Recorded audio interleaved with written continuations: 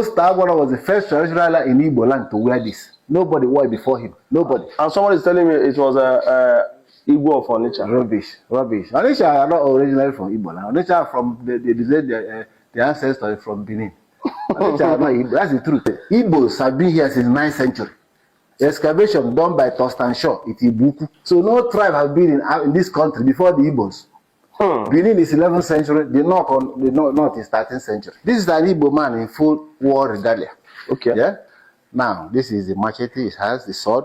This is a den gun, locally made by Oka blacksmith. Yeah? Okay. It's not correct one. Now, this one is called Ebeke, the shield. Okay. Now, when you look at this man around the waist, he's wearing what we call Aka Banuku.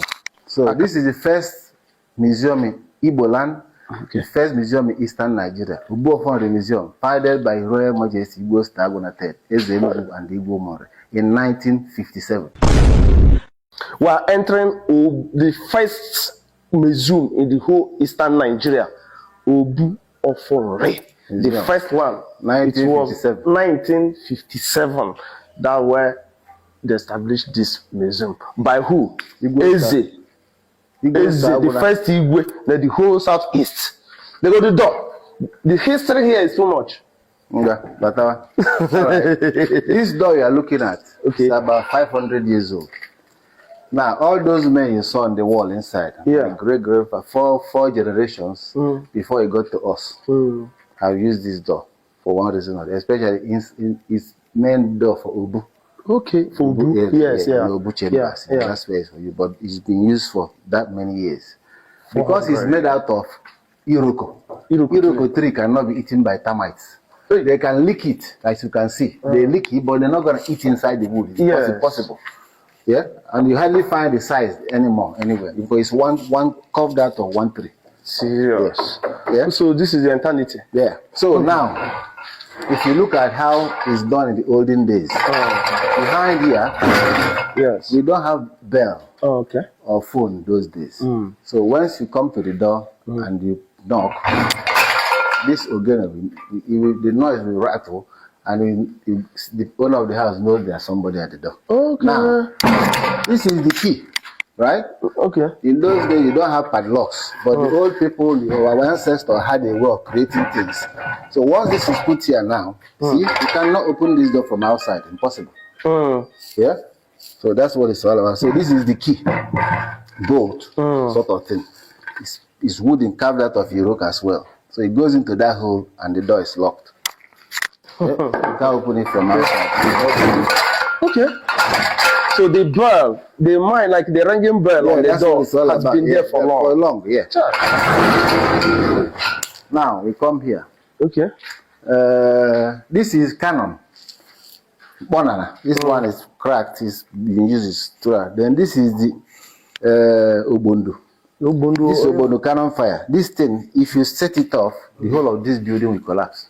Okay, that's Can you try and lift it? Try and lift it, yes. Try. Iron. Try and lift it. You couldn't, right? Be careful. There you go. Be careful. Wash your feet. Yeah. Now this one can break my. Be careful your waist. Yeah. All right. So what I'm saying is, it's all made of solid iron, locally made. And This is our technology. Are you saying this thing was made in Igbo? Of course. If you want to know more about, have you been to Omaha War Museum? No. You have to go. You are missing out. When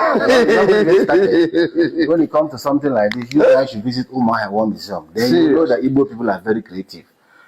Like they say, necessity brought about invention. It's true. Yeah? Igbos did it, but the point is there was no continuity. Yeah, it's true. So all those things died after the war. I couldn't live this. What you are looking at here is what we call the objects of Igbo religious worship. Yeah? Okay. This is called Ikenga. Different sizes. This is Ikenga, this is Ikenga. Okay. So people, when they see Ikenga, there is idol. It's not idol. Okay. It's the saying in Igbo is like a man can say, if you are right-handed, that's my mighty arm of valor. Okay. Right? Okay. You left-handed, same thing. So you can represent your image as a grown man, nothing else. Okay. It's not juju. Ah. So what you are looking here is what you call Azurumo. Azurumo. In our own place, once you do the Eku title, you have your Obu, which is ancestral home. Yeah. If you don't have this Azu, Eku, in your Obu, you cannot pray with Koyanot there. All they do is Azu, Obu, Yara Gojine. So This channel is where our ancestors spoke to God before Christianity came. We talk to God through this channel and it gets to God. That's our belief. Yeah. Oh, wow. Every other thing here represents spirits. Like this one, we say Izumez. Okay, Izumez, where the spirits assemble. So many of them. This one, like women. You know, Umuada. So, but artists, there's no spirit on it. No, it's just if you present, but this is to show you our culture. Okay. What it's all about. Yeah. Okay. And then they have the Inzu there. Yes. Inzu in Igbo means the purity of heart which somebody receives in their house. Yes. This somebody and give you, it means they are welcoming. Their heart is clean. They welcome you. Purity of heart. That's what Inzu represents. It's dug from the ground, and that's all it is. Yeah. Okay. Okay. Now, this is another part of this Mbo. It's called Onuzo Mbo. It's all made out of Iroko tree. That's why they can last for hundreds of years. Hey. Yeah. Now you come here. In the olden days, there's what they call akwali. Akwali is made when there's where people have children, they die. Okay. They make akwalium. That akwali is to sustain life there. Okay. When the akwali is done properly, no child dies in that family. But in the olden days, some people will use this. Okay. This will foam, and they put it behind the akwali, you know. And this, what you are looking here now is like Ngwagaliga. This is Ngwagaliga, is the older one. This one was used by a man called Otiku Onyebuchi, one of the oldest men in this town. Had died. You know, he was over 100 years when he died. Yeah. So now this is Oji. This Oji was owned by my grandfather Lazarus. Lazarus. Yeah. The one who brought the church. This Oji is about what? Lazarus was, at least he must have had it by the time of 1900. So from 1900 to now it's what? 100 and what? No, it's more than 100 now. 125. Yes. 1900. Yeah, it's 100 and something. 120 something years. Yes. What you are looking at. Now, here, what you have here is called Ochieku. Ochendiche. Once a man is gone into initiation as Eku title holder, he can have one of these. So that's why he holds it when he's going to their meeting. Okay. He carry his own, and when he gets there, that's what he sits on. Okay. You have different sizes of it. Yeah. Some people will have their name or title on it, but this is what it's all about. Okay. Ochieku. Now, what you call in this part of the world, you call Amamo. When a child is born, either girl or male or female child, the first process is to give the name. After giving the name, the next thing in our tradition is to call Ibago. Ibago is to find out who reincarnated as the person. Okay. Yes, after Ibago, the next person for a male child is Ivo Amawolo. And this is Okwa Amawolo. Just as we eaten up by. But this Okwa Amawolo, they put this thing from Uduke, from palm. Yes. And put it there. So you carry it on your head, and you walk around the Udo deity, you know, and then that's part of the initiation. So, but it's not. It's no more. No, people still do Amawolo. Yeah, they still do it, but not everybody. Yeah. You know, it's those that want to do it properly. Now, this particular pan you are looking at is like zinc. It's his first zinc used in this town by my grandfather. In this Lazarus, touch it from England. You see the thickness? Jesus Christ! I thought it's just like ordinary zinc. Yeah. Usually. So this was used about 1905. About 1905. Hey. About that time, you know, or 1908. So your grandfather was the first person to use zinc in this town. Enugu, yes, Lazarus Aguna. That was about 1908, 1910 to be precise. Wow. Or the British came here in 1906. So it was the after them. But this is, you see the thickness. Yes, very thick. It's not the type of zinc you have today. Now, what you have here is oko. This oko is made like dishes. In the olden days, you use different oko for abacha. One for igboji, one for soup, one for other things. Yeah. Every oko has a name in Igbo land, and that's so many of them. See, I can't go into this. Now, this is Obamaya. The olden days, the wine tappers, they put their wine in the kegs to sell. Even now, they still do it. They still do it. So these are the same oko going. Okay. What you have here is Ikwe. Yes. Ikwe, different mortar, you know, mortar and whatever. Then so that's have this one. This one is both sizes. This one was first used by my mother when she was married to my dad. Okay. So this thing you're looking at is in 1958. It's been here. Wow. Yeah. All right. Now, this sword you're looking at was a gift when he went to Israel. Israel, yes, in 1963. This sword was given to him in Israel as a gift. That's where it came from. See how long it is. And it's been kept that way. So Israel had gifted. Let me. It's a gift. Hey. That was when Ostabura was able to question the Israelis about their story. Okay. And realize that most of the things they are telling you today are lies. Pay attention to what I'm saying. Okay then. It's only a man like Ostabura who has the courage and guts to question the Israelites. He has a curator that was taking him round. And he said, the curator said, these are footprints of Christ, where he stepped the last foot and he rose to heaven. And my father said, when did this particular Israel, come into existence? The man looking at him. And my Ostabura said, Israel came into existence, this particular Israel of today, 1948. Okay. And it was Britain that created this Israel, you see.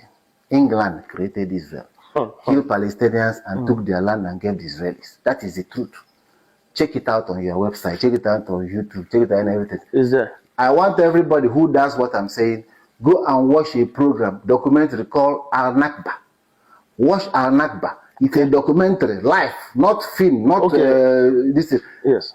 It's the real story of what happened in Egypt, in Palestinian, in 1940, when Britain went there and killed the Palestinians and took their land and gave the Jews. Okay. That's how the Israel today. So you cannot tell me that the print has been there for 2000 when it's been created in 1948. Do you see what I'm saying? So most of our people now, Christians are going to Israel because the Muslims are going to Mecca. We never used to go. It's a new thing. Yes. Serious? I'm telling you. Muslims have been going to Mecca before Christians said, okay, we're going to go to Israel as pilgrim. Oh, normal, like we are existing before Israel. Of course. That's what I'm telling you. We have been here for 2,000 years. Hey, Igbos have been here since 9th century. Excavation done by Torsten Shaw, Itibuku. We tell you, show you. I told you the picture of that. We went there. Professor Torsten Shaw. Yeah. So you know. Torsten Shaw is an English, British professor of archaeology who was based at Nsukka then. He helped to analyze those things and verify that those things have been there for 9th century. So no tribe have been in this country before the Igbos. Benin is 11th century. The north is 13th century. Yeah. Okay, these are images of about Benin. Akinzo was a good friend to my dad. Okay. Yeah, and this is a radio. Okay. A radio has come here as well. Okay. Now, what you are looking at here is made out of bronze, solid bronze. It's only worn by rich people in the olden days. Yeah. So this one came from my dad's mother. Your dad's mother? Yes. Priscilla and boy, I'm gonna wear this. So if you stretch it now, you could put it in your ankle and then just choose the size to fit you. And that's what it's all about. It's made out of bronze. Only rich people can wear this in bronze because bronze is expensive. Even now, this one is the same thing, right? Come back here. Oh wow, things are happening. Today now, is an eye opener. Alpha is like psychic. When you go to psychic to read something for you, tell you your future, your life. This is what they use. Now, if you hold this one, the man who's doing the native doctor, the psychic man, will ask you to touch this. Yeah, yes. It's bone, just bone from cow or goat. Okay, this is bone. It's only bone. Yeah, touch it. So what this does is once you touch it, your spirit has connected with the reading. Now they can do it when you are not there, but it's better when you are there physically. Okay. So now the man who's doing the alpha will pick this up. This is alpha giri. Okay. And he throw it. Once he throws the alpha, all these things, whether if he's facing down, he's facing up, they all have meaning. Okay. Now the man who's telling you, reading it, will tell you what it means, and that's what it's all about. So alpha giri is this. Yeah. Okay, the way you throw it, the way it falls has all meaning. You start putting it together and like this is Inzu and Edo, which is part of it, right? Okay. Now,